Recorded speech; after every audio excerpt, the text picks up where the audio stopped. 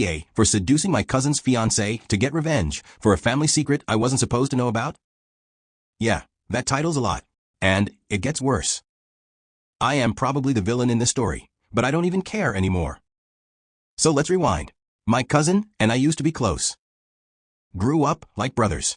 But around 10 years ago, our family hit a wall of secrets, lies, and one massive betrayal that nobody talks about until now. When I was 17, my dad died suddenly. I was devastated. It was ruled a freak accident on a construction site. Family mourned, life moved on. Or so I thought. A few months ago, at a family barbecue, my drunk aunt let something slip. She mentioned how it was so unfair what happened to my dad and how Jake's dad had gotten away with it. Gotten away with it. I pressed her. She clammed up. I went full detective mode. After weeks of digging, I found out my dad was in a legal dispute over a piece of property worth millions. Jake's dad and mine were business partners. My dad wanted to go to the police because Jake's dad was laundering money through fake construction permits. My dad fell off a building the day before he was scheduled to meet with investigators. No witnesses, no charges. Life went on. And guess who inherited everything from that dirty company? Jake. Jake, who drives a Lambo now. Jake, who's engaged to the most gorgeous woman I've ever seen, Natalie. Natalie, who was way too sweet to be stuck with someone like him. I wanted revenge, not violent revenge. I wanted to ruin Jake from the inside out. So I started hanging around more. Getting close, real close. Natalie and I accidentally bumped into each other at her yoga studio. We started texting.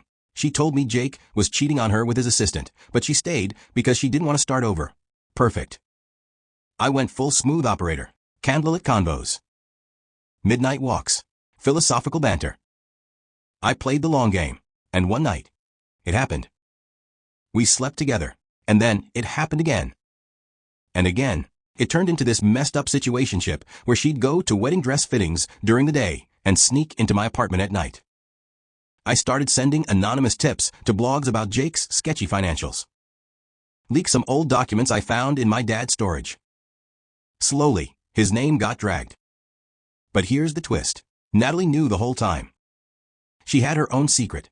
She found out Jake had a prenup with a cheating clause. If she cheated, she'd get nothing. So she seduced me first, got proof of her infidelity intentionally, and used it as leverage.